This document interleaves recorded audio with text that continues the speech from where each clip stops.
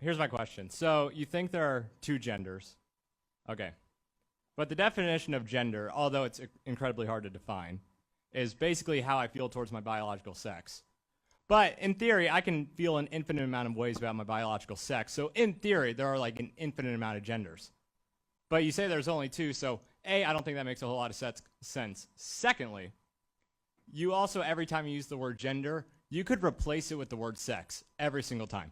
Also, you say we shouldn't concede linguistic ground to the left, but you use the word gender constantly in discourse.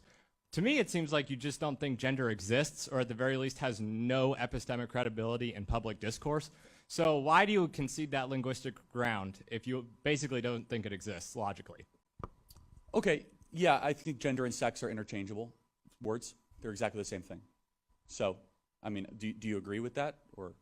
Oh, yeah, I totally agree with that. Oh, okay, cool. So you believe there's two genders, two sexes. So, yeah, you'll probably make a good point. I see what you're saying here, is that why even use the word gender at all? Yeah, I mean, colloquially, it's used a lot in society. I also think it's a way to kind of draw the line against the transgender movement, because they've intentionally kind of gone onto that social word, gender, of which is a new age postmodern term that really did not exist prior to the 1970s, 1980s. So I think you actually make a pretty good point about ceding ground, but the intent is that I believe gender and sex are directly related.